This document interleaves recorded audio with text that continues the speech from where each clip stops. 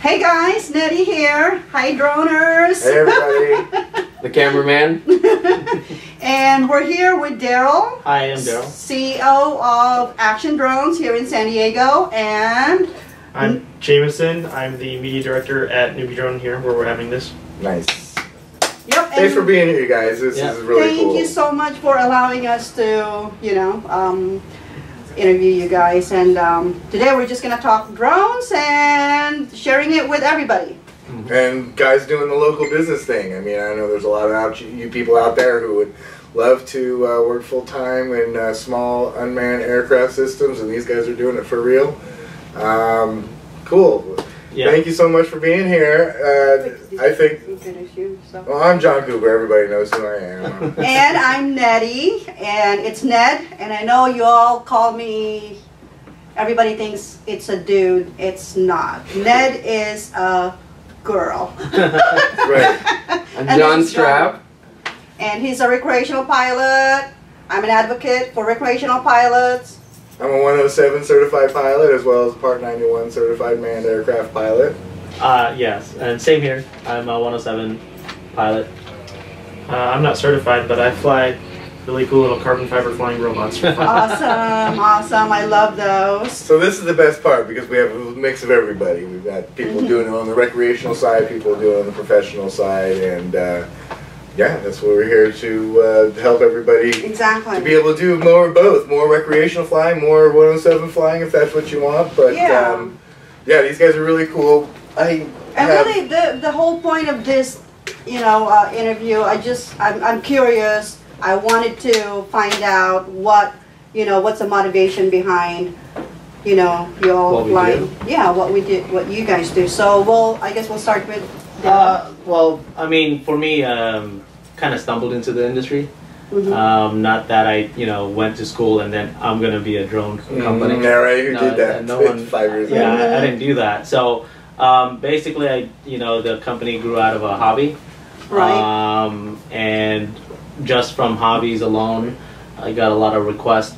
I was kind of lucky enough that I was able to start the company when the industry was, unheard of. And we were one of the first companies that other companies called to see if we can solve their problem and using drones to kind of be a part of their workforce. And this was how long ago was that? So we started our company in 2013, August. Right. But before that, I've been basically messing with, parts, trying to. I didn't even know it was called drones yet. Right. Right. So what was your first remote controlled aircraft? Ever since I was younger, probably when I was a kid, I always asked for remote control stuff, or I'll build my own. Like, did you do the balsa model? I didn't do the balsa model. Ready to fly. Well, they get pretty expensive, right? And yeah.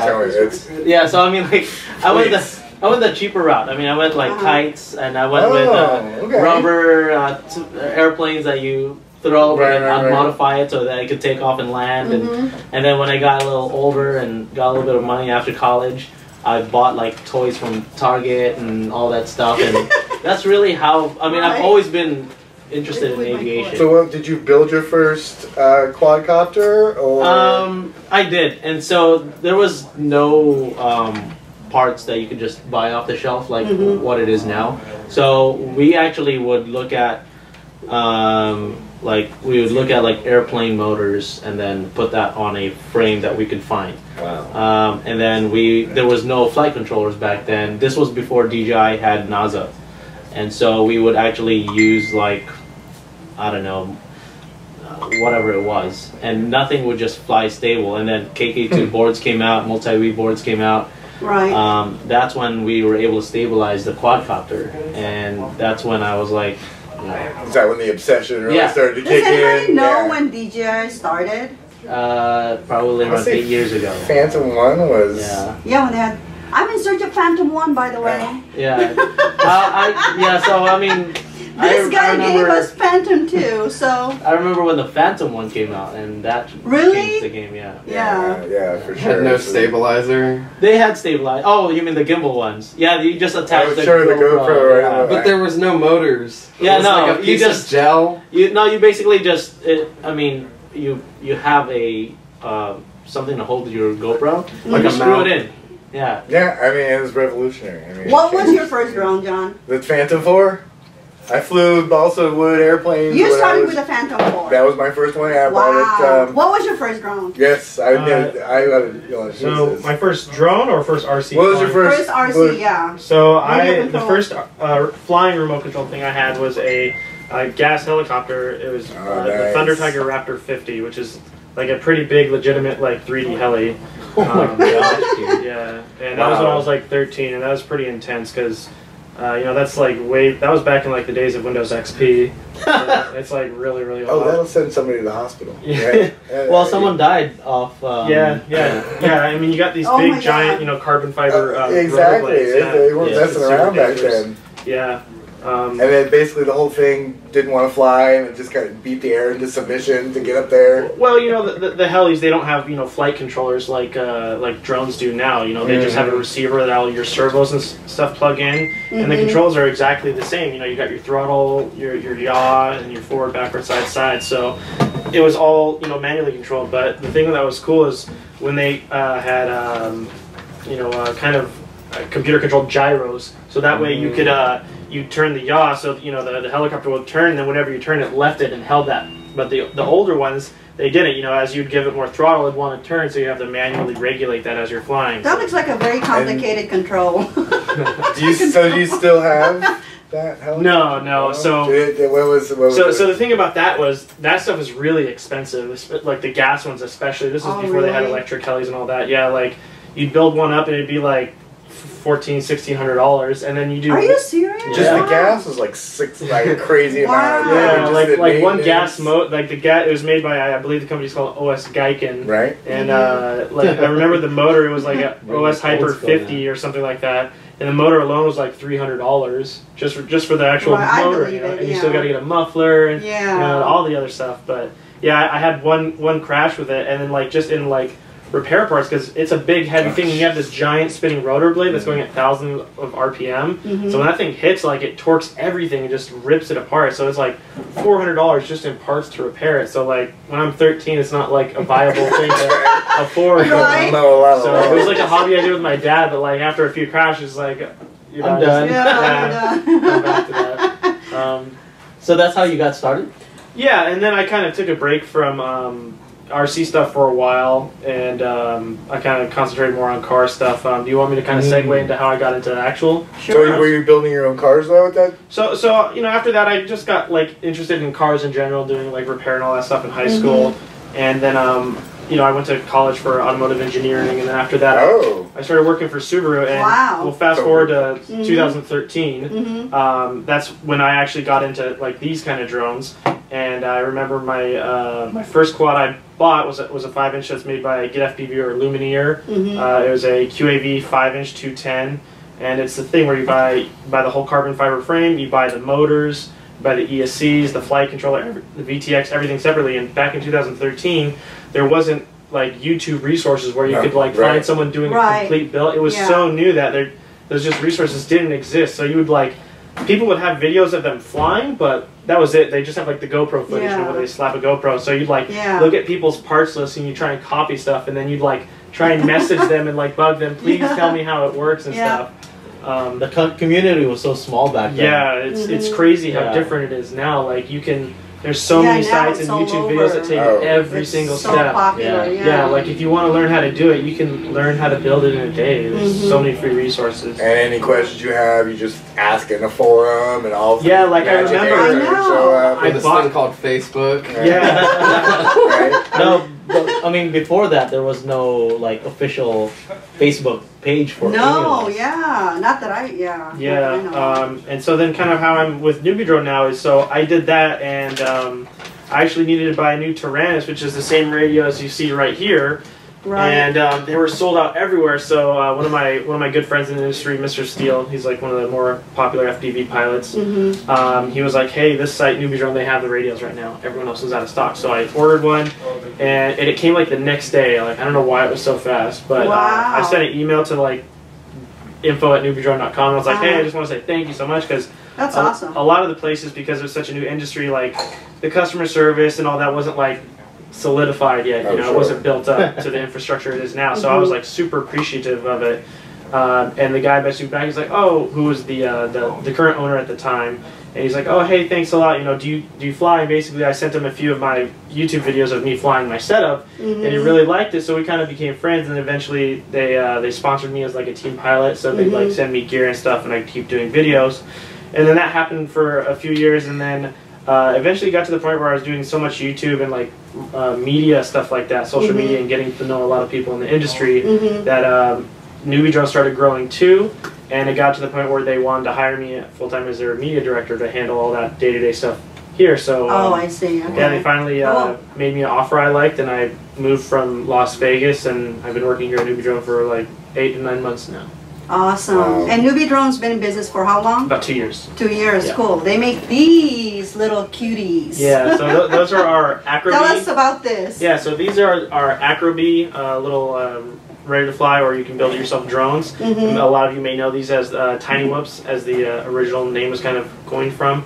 But basically these are like what we like to use to segue people into the industry. So what's great about these is they're relatively cheap. Like you can get the full ready to fly set for $100 versus like big stuff like this, which is hundreds and hundreds of dollars. These are relatively safe because they have these little ducts that go around the props. You can like hit them into people's face. Not that I recommend that. Right. Or like around pets and stuff, and it's not gonna hurt. Or you can hit it into walls and the thing doesn't smash into a bunch of pieces. We don't condone crashing drones into people. Yeah, no. Now what about those? Would those cut fingers? Yes, yeah. These, so these are literally spinning knives. So like, if you have these at even like probably mid throttle and you put your finger, that will cut your finger in half. That's what I figured. It's no joke. Yeah, they're pretty safe. And it's so now you guys make all these here, right? So these two we don't make. These two are some kind of personal builds I just started working on. We do sell a lot of the components in these, like this one, the flight controller board that controls all the motor speed and everything. We sell components like that. We also have our own 5-inch kits like this. I just don't have them right here. We have one called the Leviathan and the Silverfish. So those are some that we branded, but like.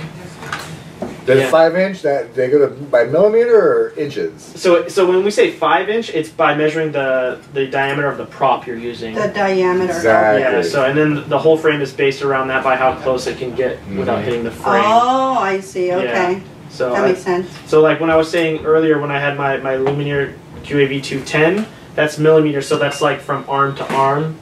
Diagonally how far it is. So. But most everyone just says like the 5-inch version or the 4-inch, so that way you know what props go on it. So if somebody wants to get into FPV flying, racing, easily as possible and without a lot of soldering and that kind of thing, would you recommend more like this? Yeah, absolutely this, because this has the exact same flying characteristics. The controls are exactly the same as something like this. Obviously, it's not going to be as fast or as powerful. So this is what I would want to start with. Yeah, exactly. As a beginner. So, and everything on this, there's no solder. If you buy it in the kit, everything is plug and play. Like if you look on the bottom where all the motors plug in, it's just simple little plug-in things. Even the camera. Right. Oh, I see. So you don't need to have a soldering iron or worry about knowing how to do wiring. Awesome. Yeah, everything just goes in place. And even if you don't want to do that, we sell them in bind and fly kits. So basically, it comes exactly like this. You plug in your battery, you bind it to your radio, and then start flying. You're ready to go. Yeah. Oh, that's cool. That's the other thing. What else is what's the minimum amount of equipment you have to have besides the drone? Okay, so you need the drone, you need a radio transmitter to control it. Obviously, you don't need one this complicated or expensive. I don't want that. Yeah, we sell ones for like $40 that are like basic and it has all the same controls you would need. And then you need 40. Really, that's awesome. Yeah, I mean they're not as nice, but No. But I would think though, like I think it makes sense for them to invest in a radio like this because if you're gonna graduate, this radio can hold. I mean, how many models? 50. Yeah, 50. So quite a few. So you only need to buy one radio that controls your entire fleet. It's smarter to buy, in my opinion, it's smarter to buy something that will grow with you. Yeah. Because I agree, if you buy a cheap little radio that you're using to fly these, if you use that to fly something like that, it's going to be a horrible experience. Exactly. The resolution on the gimbals is not going to be the same. I don't even want to imagine that. Right? Yeah, and then the last main thing you need, aside from like a charger and batteries, is your video goggles. Yeah. So they come in a lot of different forms. The ones that were kind of popular in the very beginning were the big box goggles, where it's kind of like a big rectangular they'd have one flat screen and then just like a shell around it so you can hang it on the face. So those are Newbee Drone brand? No. So these Fat are Shark. Yeah, these are made by Fat Shark. These are kind of the industry. I'm familiar with Fat Shark. Industry standard. I just have a Newbee Drone. I love it. Strap on it right now. Yeah. But yeah, so these are the HD3s, which up until like a few weeks ago were like the top of the line models. These are like a $500 goggle, but I know. We sell kind of smaller box goggles that again start at like $40, and that's more than enough for something like this. Mm-hmm. But these last long too, and you can change the module. So if you wanted to upgrade it, it's kind of so it's again so you buy one nice pair of goggles. And so like it comes as the basic goggles, and then you can get a basic receiver in there, and then it'll have one antenna. But then you can buy these upgraded receivers, and this is a diversity. So what's cool about something like this is you have your Omni antenna, so this will give you a 360-degree angle for picking up video signal. It's just not that far. And then you have a patch antenna, which sends a very far signal in one general direction. What it does. So like if I'm out doing freestyle flying and I want to go dive this giant building and it's really far, the patch antenna will pick up the video a lot better. But if I go and I fly around me or something, obviously this would not be as good. And then the Omni one, which is 360 degrees, that will pick it up if it's around me. So it switches to whichever one has the better video signal. Okay, so which lead me to this next question: where do you guys fly these things, and where do you fly? Because I know I've got a few questions about that. Darryl's location in Chula Vista, which is about 3,500 acres. 370 acres. Oh, 370 acres. Big Sorry, difference, Nettie. 370 acres. Worth of lands, and it's just fabulous. So tell us. Well, FAA. And who's allowed to go there? Why am I not allowed to go there? Well, FAA just approved Chula Vista as a test site, an official test site. It's one of the 10. Exactly. So all of San Diego is a UAS integration test IPP. And you're very involved in that, correct? Well, we actually were the first ones to request for land to test drones, right? And so the Chula Vista test site was one of the ones that we leased. So we leased it through the city, and we've been testing there for almost 3.5 years now.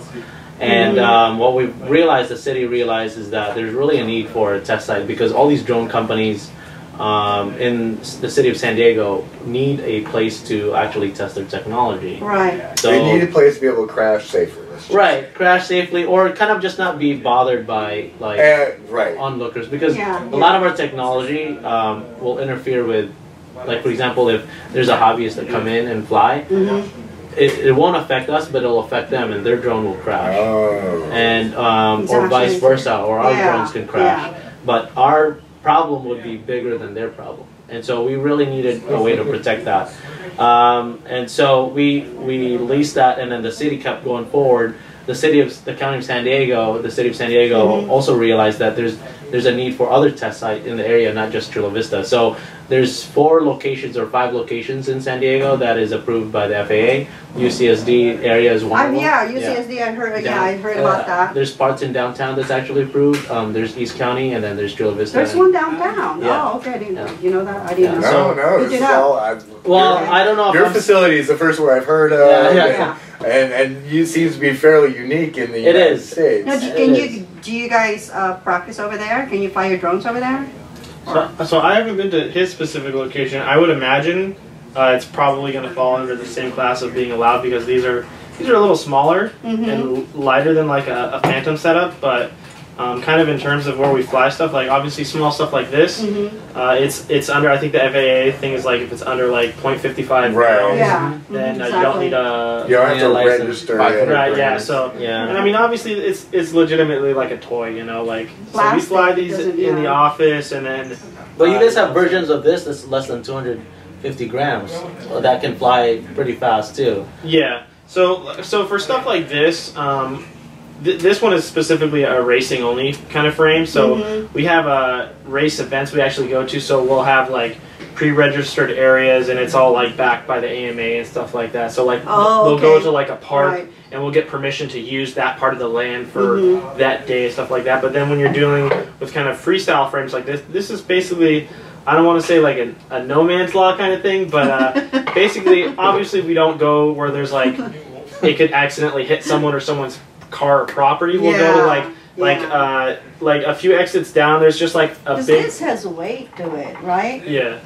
I mean, I think it comes down to whether you're flying a kite or a racing drone or a giant airplane. You fly so that if anything happens, you're not gonna, endanger anybody. And the main difference between the racing drone and a Phantom or that kind of thing is if you take your hands off of the sticks, you take your thumbs off the sticks, this is gonna go to the ground. Yeah. I think the main worry with a autonomous drone is that it's going to lose signal to the controller and it's just going to take off towards the nearest, busy airport. That's what they're really worried about. So again, there's no way this can fly by itself. It doesn't have any kind of GPS capabilities or altitude hold. It's all completely, It's like flying an RC airplane, So like when we go to like big fields where no one's there, and then people walk by and stuff, and they go, "Oh, is that a drone?" And they kind of get that weirded out kind of thing. But it's like it's literally like I'm flying an RC helicopter or airplane, and if I was doing that, they wouldn't say anything, Right. But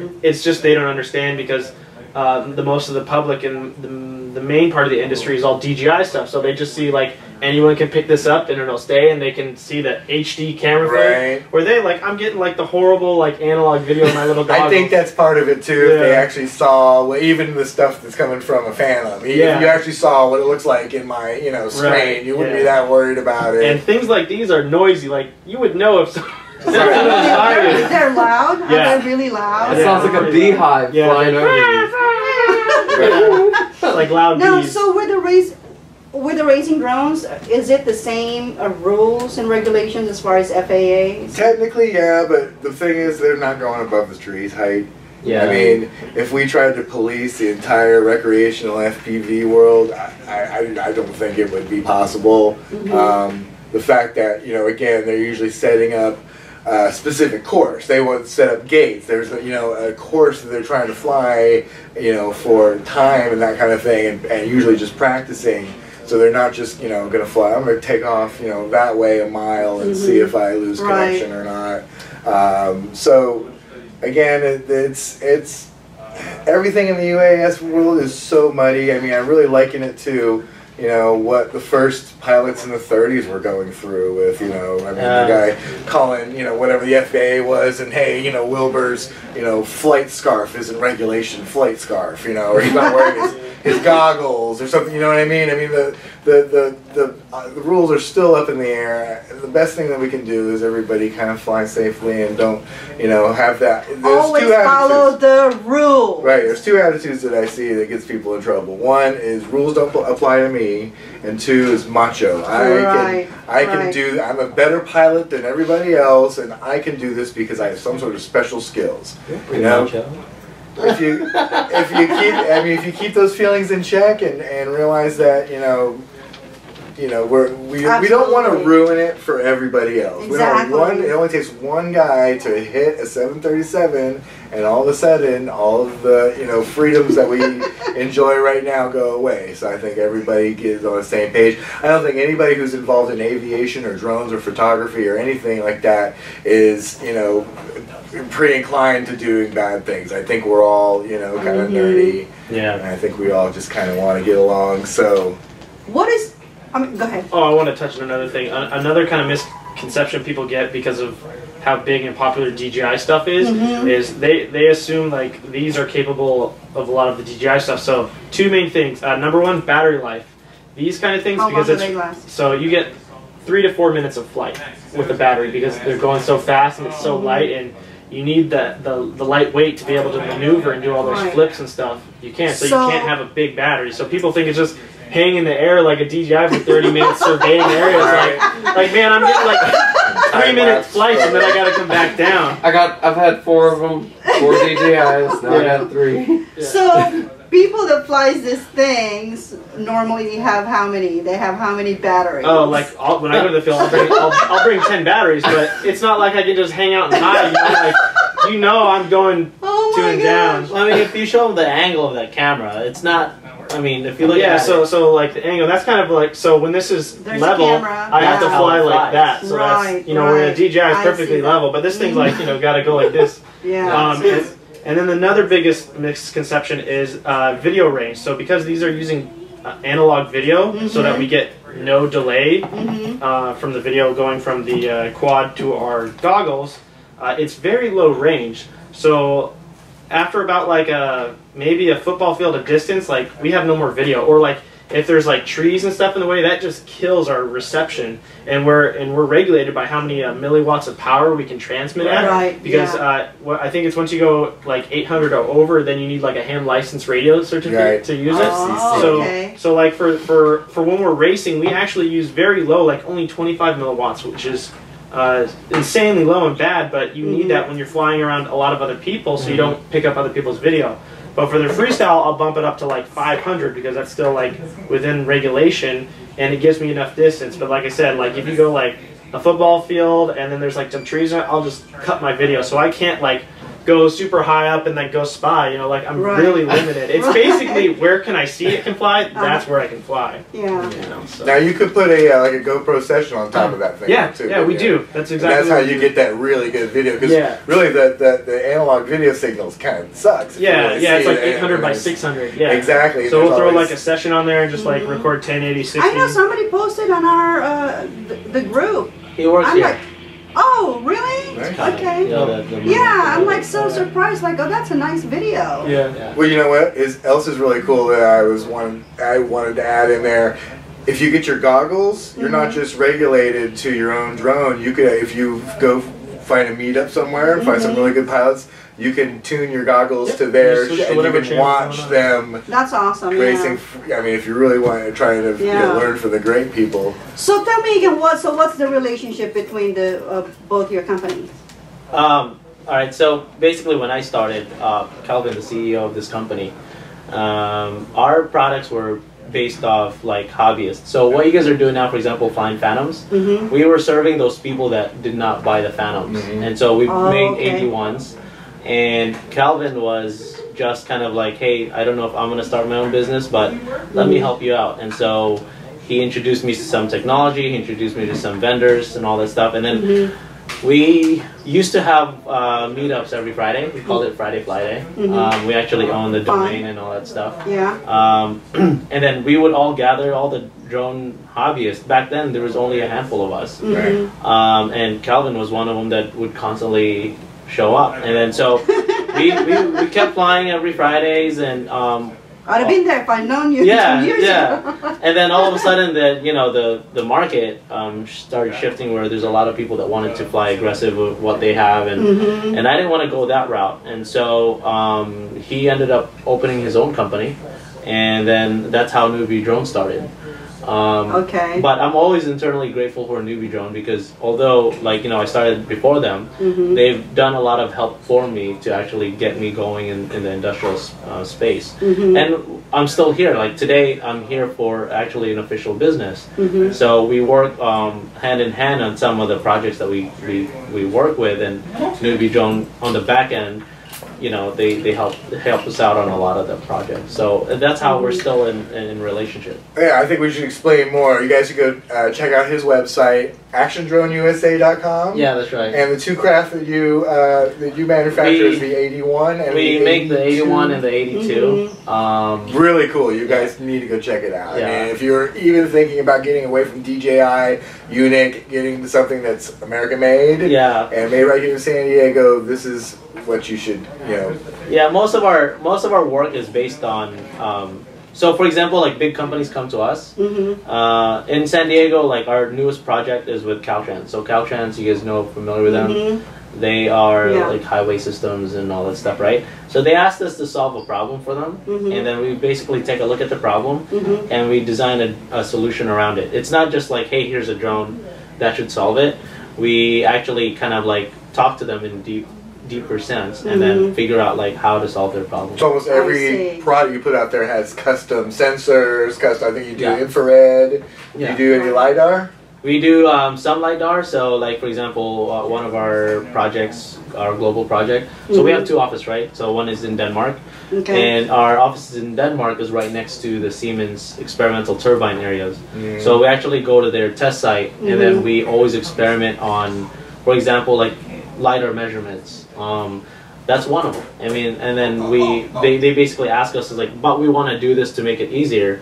And then we rebuttal with, okay, here's the technology, let's test it. Yeah, so there's a lot of technology. It's not just LiDAR, it's not just RGB cameras, it's not just infrared, it's not just thermal. Yeah, there's a lot. I mean, plus whatever else is coming tomorrow. So everything, you guys pretty much do. Yeah, and all that. Yeah, and that's why for us, the industrial sector was a little bit more my route, because kind of that's where I wanted to do. I wanted to kind of solve problems for the industrial sector. And I guess you agriculture. Yeah. Like we were saying with I mean, everything. Do you do actual cinema film drones as well? Or that market's kind of all right? We touched on that for like a bit, like 4 years ago. Yeah. But I mean, DJI's products are so good. We just didn't want to compete with them. And so what we looked at is like, hey, how can we differentiate ourselves from DJI? So DJI's model is great. I mean, they make a lot of good stuff. And but I'm a big fan. Yeah, right. We have. In case you want us to send us anything to test. Yeah, I mean, at his wonderful facility. No, we have DJI products too. I mean, we use DJI stuff for different purposes. But there's some things like that DJI wouldn't do because they need to mass manufacture if they did do something about it, right? So, like somebody emailed me last week, it's like, hey, we need a drone that can land and take off on a boat that's going 30 knots, right? And then so, I mean, right? It's not like DJI is just going to manufacture that and make a million of these units because that is too specialized, right? And so what we'll do is we know we can tackle that because we've done it, we've seen it before, and so but the good thing for us is that that's a contract that's sizable enough for my company to be sustainable, and so we'll go after that, and so that's the differentiator between us and you guys. Okay. It's awesome. It's really interesting, and again, that's seeing great. You guys do it. Yeah. I have a funny question. I have a fun question. Not a funny question. Okay. I have a funny question. Your wife is also part of the company. You work with her closely? Yeah. Well, I mean, she got dragged into it. Okay. Oh no! Yeah, I was part of it. I was wondering if she had. She's a great pilot. Yeah, she flies drones and all that stuff. But she's what's her Instagram? What's her name called? Actiondronette. Yeah. Go check her out. I saw her last night. She posted like it's a lineup. She had a long line of drones. Yeah. So are those yours? Yeah, they're ours. Okay. But they're used for. I was gonna ask you to bring one of those, a sample. I wanted to see it. Did you see it? I don't know. That was on Instagram. They look small, but they'll fill this table. So I don't know if you want to. So it was bigger than that. I mean, it looks like longer, kind of like what is that? The new Parrot Anafi. Right. It looked like the same size. Yeah, but make it like 4 times bigger. Oh really? It's so big? Oh, I couldn't tell. I didn't know it's that big. Perspective is. I can't bring that. So that's cool. Well, I mean, again, that's a lot of guys. Well, that's that's the goal, to find a woman who that supports our craziness. She's pretty supportive. I mean, the way that my company started was I was already into drones. I was building my own stuff for hobby, for fun, and then basically, like, the more I posted on Facebook or YouTube, then I got, like, GoPro 1 came out, so I was able to actually put videos out there. Then I had a lot of people say, hey, I want to buy your whatever you're building. Yeah, what is right? And I was like, I don't know, because my next paycheck's not coming in, so I can't build more until my next paycheck. Right, and so right. At some point she just said, why don't you just start a company? So I literally borrowed $3,000. So it was her idea, even? Well, sort of like, so like she basically said, a combination. Yeah, well, I was really terrified to start my own company. She's the one that kind of pushed me to get it going. But it was kind of her fault that I got into the hobby, because I really wanted a piano. And you bought a drone. She bought me like airplane parts instead. Empty and that's kind of like how it ended up.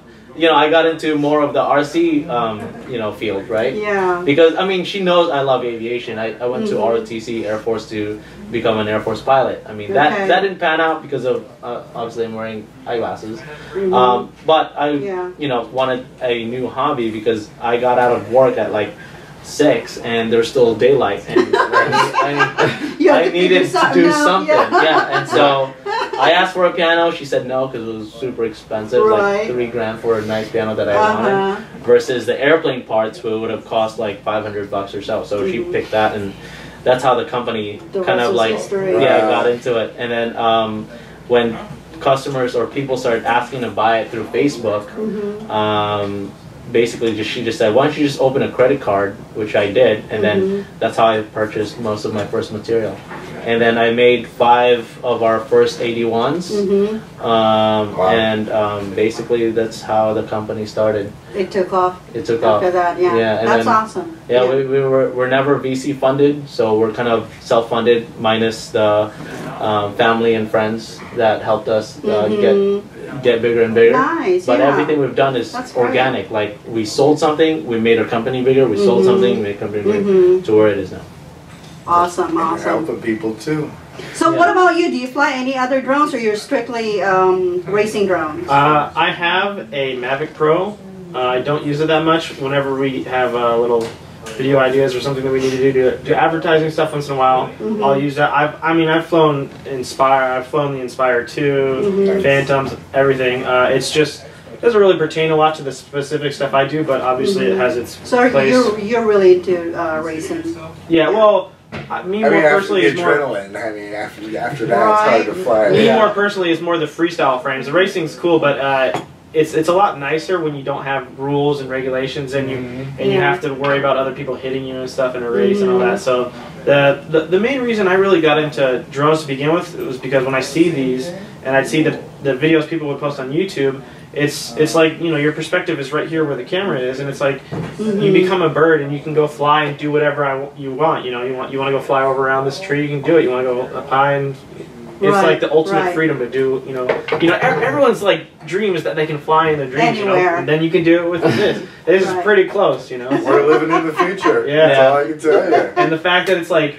now that it's like a reasonably priced thing. I mean, like, think about like, with how advanced this is, how expensive something like this would have been like 10 years ago. Oh, now it's like, you know, now kids can like do this pretty much the same experience as something that's $100. 3D print their own.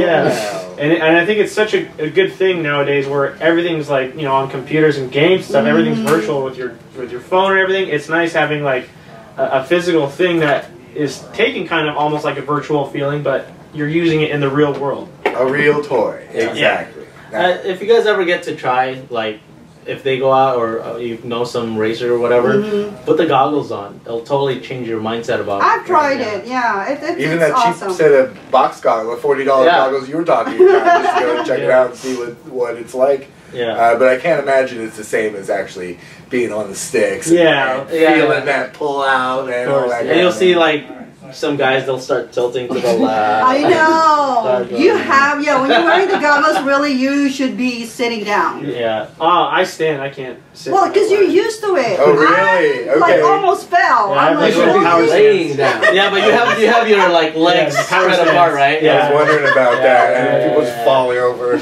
Because at first it is kind of just like, I remember the first time I did it, it is very disorienting. Like, your body wants to lean with it, but it was like an out of body experience for me. Like the very first time I tried it. It was just weird. And now it's got to the point where like I can like walk while I'm like doing it, you know. So wow, that's I mean, not like anything fancy, but like if I need to move around, you know, I can do that. You know? You can multitask. A little, He can cook while flying drones. He's got skills. Alright, I think it's time for the speed round. Well, I have a question. Well, the speed round, this is a bunch of questions, but we're going to ask them both. Okay. What are you most excited about in the UAS world right now? You start.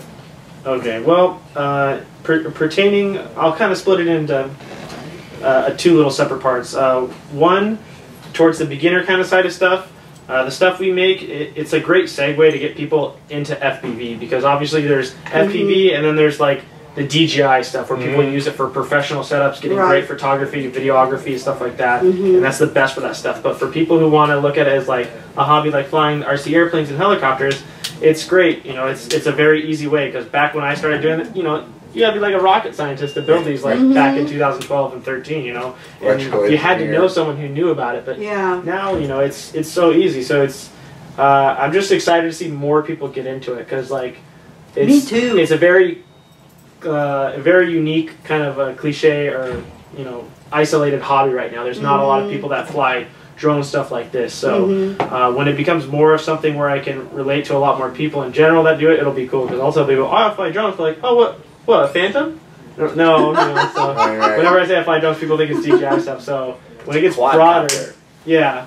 And then I guess it returns to the big things. Like I said earlier, the kind of the biggest downside right now is the video, the analog video. With you get HD video, you got that latency. Like it's like a second delay, but for this it matters. So we're just how far away are we from digital video? So there's a company called Connex right now that makes it, but they're like huge giant antennas. Yeah. And it's still slower than analog video, and it's like 720p resolution to get it decent. You can't have any lag at all. Yeah, so I would guess maybe like 2 to 3 years we might see something where it's like. But I haven't heard of a company that's starting to develop it. They kind of gave up on it. Yeah, like it was like they came out with it. It wasn't as good as they said it was. It was extremely expensive. The antennas are big. The cameras are big. I just think it wasn't ready for like that kind of market. So at least I'm hoping maybe 2 to 3 years. That's the worst thing. So because you turn on your radio right now, because it's digital. You can turn on while someone else is flying, and it won't jump on their channel. It automatically looks for an open free channel. But video, if you plug your quad on while someone's flying, if you're on the same channel, it'll broadcast onto them, and then they'll see your thing, and it'll screw them up. So when we can get to the point where we have fast digital video, and you can plug in with other people, and it doesn't affect them, that'll make it super easy and great. Yep. That's cool. And you, sir, what are you most excited about in the UAS world right now? For me, is basically creating jobs. Like that's my main goal. The drone technology is going to revolutionize obviously every industry that is going to be using drones, right? It's game changer because it's cost effective and also helps them to be more safe. But what it does is that what we've realized is that it actually enhances job security, because a lot of the things that we couldn't do before, we can do a lot more now. So to give you an example, I always use the wind turbine as an example. So when we actually when we were testing the wind turbines, companies were scared, subcontractors were scared that we were going to take their jobs. But how the system's set up right now is most of it, subcontractors do the inspection and then they'll do the repair. But to do an inspection of a wind turbine takes a whole day. And then the next few days they'll repair, right? But the money that they make is in the repair. The inspection is just secondary. Interesting. Right? So, but if we took out that inspection part from them, and then, like for example, what we do now, instead of doing like 1 turbine a day, we can now do 15 to 22 turbines a day. Now they have more jobs on the repair side. Now they have to be able to hire people so that they can do more repairs. And why is that good for the big companies, like GEs and Siemens and all that stuff that own the wind turbine? Well, because now their wind turbines are going to last longer, because now instead of doing active maintenance or after it's already broken, we can now do preventive maintenance at a lower or same amount of cost that was usually what they were doing, where they could only inspect the wind turbines once every 3 years. We now do it 3 times a year. Wow. Yeah, and that goes for all the infrastructures in power lines, roads, highways, and all that stuff. Yeah, that's what's great about it. I think we have a lot of unexpected. Safety. Yeah, like how much safer is it that you have a drone going up instead of having a human being like hundreds of feet? Or a helicopter dropping the guy drones off. are saving lives. Yeah, that was a great video that they, remember, did you see the latest one? That big drone was connecting major power lines pulling somewhere. cable. That was impressive. So that was very impressive. So it really is making a big difference. It is. It is. Saving lives. We're using it for delivering. Hospitals are using it now. Just deliver vaccines and medicines. They deliver blood using drones. Search and rescue.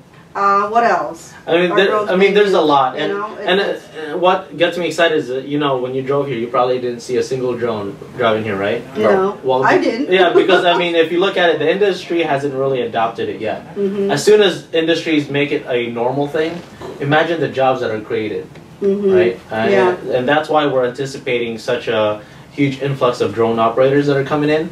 But what we're doing is, that's why we're working with San Diego City College to prepare the people that want to get into the industry. Yes, I wanted to ask you. Yeah, I was going to ask you about that, because I know you guys are developing classes with San Diego City College. So tell us a little bit more about that. Well, so we created the class because when we got our first giant contract, we realized how many drone operators we needed, right? And then it kind of scared me, because when we put out the resumes out there, out of the 60 applicants that we got, I interviewed all of them, and it was super exhausting. And then you start realizing that none of them, not like, only about 10% of them would be qualified to be able to do it. And the reason why is not because of lack of experience, it's just the lack of them, the ability to actually do the work. Because we, as hobbyists, as doing it for fun, it's great. But once you do it for work, you're out there in the sun, 8 hours a day, you're like in 110-degree heat, you're in a cold environment, you're in a hostile environment. And that's the reason why drones are going to be working, because they're going to be doing a lot of work at places where people don't want to go. Exactly, exactly. Except for drone pilots. Right, so when we started it, we wanted to make sure that if you really want to get into the drone industry, we start working with the schools to teach them the right way, right? And so we base off our knowledge from actual experience, and then we give it to the educators so they can teach it right and properly of how drones should be taught. Yeah, that's fantastic. Well, but then some people are saying, oh great, now there's a bunch of 15, 14-year-olds flying all these toy drones, and now what? Well, if you look at the, I mean, if you look at the, like for example, the wind turbine works, they're in the middle of nowhere. If it's like a 5-year-old pressing that play button to let the drone go up, I'd let them. Because, I mean, not that that's legal or anything, but I'm just saying, like, they're in the middle of nowhere. Most of our jobs are in the middle of nowhere. The city stuff, like, you know, maybe like cell phone tower inspection and all that stuff, it's not that hard. And usually they hide these cell phone towers. You notice they're like, they're hidden in trees and things like that. So what about the you know, I know you're working with SDSU. We are working with SDSU. San Diego City College. San Diego City College. And then you can actually the students can actually take your class right now? Yes. Well, we... it's in the works. We've been working on it for about 1.5 years now. We just finished teaching we're at 30 professors already. Teaching it. Because it's not just for the city college, it's for also the high schools that wants to start a program. Very nice. So we're starting with the teachers first. And so I know my guys are there right now. They're actually in class and teaching the last day, so they're celebrating.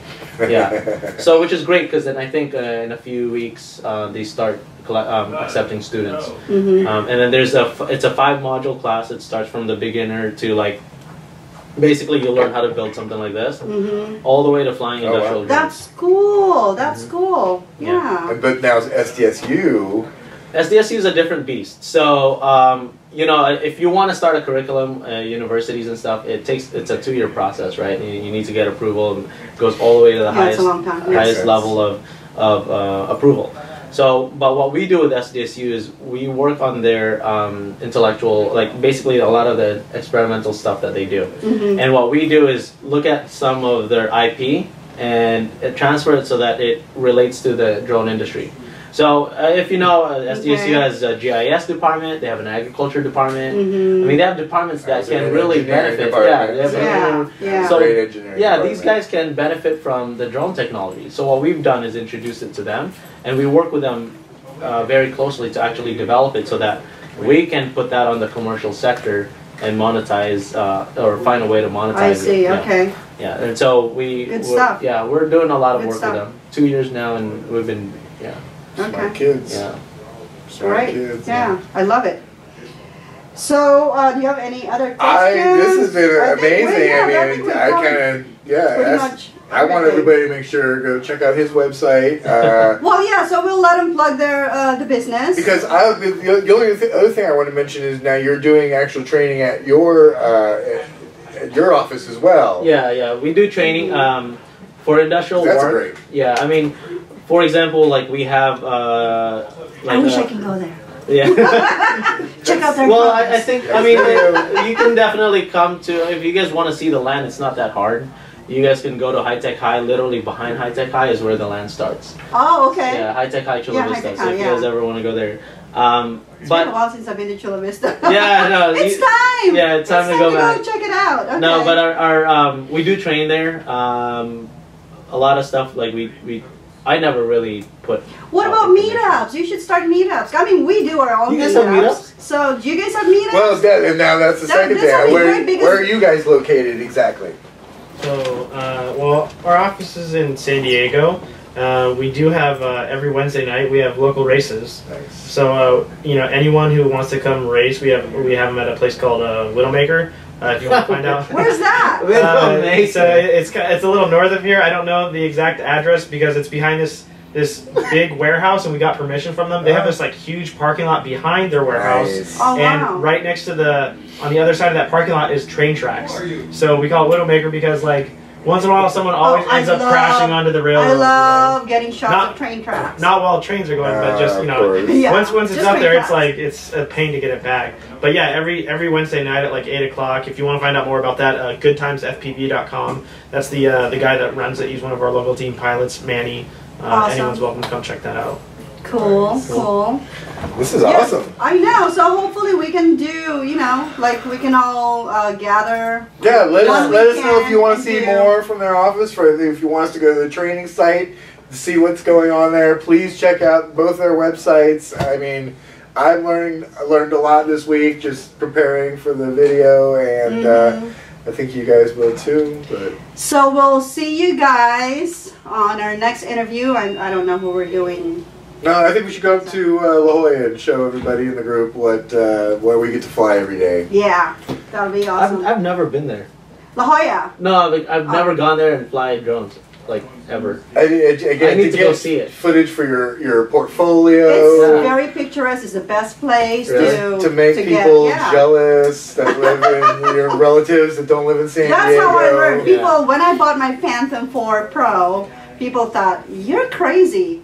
It's your first flight and you're going to the beach? Yeah. Are you crazy? Oh, you did your first flight at the beach? At the beach, yes. Yeah. I didn't know. Hey, it's better than everybody, downtown. I was being bombarded. Oh, you can't fly in this where you live. You can't fly in your neighborhood. It's like, well, screw that. I'll just go to the beach. That way nobody will bother me. I don't get any questions.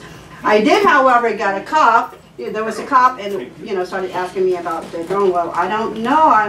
This is my first time flying it. So he was really interested. So I think we're seeing more and more of that. Like even the lifeguards. I'm friends with all the lifeguards over there. Always ask for permission. Hey, that's cool. I'm just going to go about 100 feet up. I just want to take a shot of the children's pool, and then I'll be down 5 minutes worth, and it's like, oh, you're good, thanks for asking. So that's really all you got to do is ask for permission, and you're good to go. You're good to go. Even airports here, you call, and I have a friend, they already know him. Yeah, we know who you are, just be safe. Definitely. If you guys want any information about how to fly recreationally, safely around airports, within 5 miles of an airport, please give me a private message or comment, and I'll give you all the information you need. And if anybody wants to get their 107 license, let me know, and I'll give you all the information you need. And thanks for watching, you guys. Thank you, guys. Thank you, droners. Thank you. Till next time. We'll see you out there. Bye.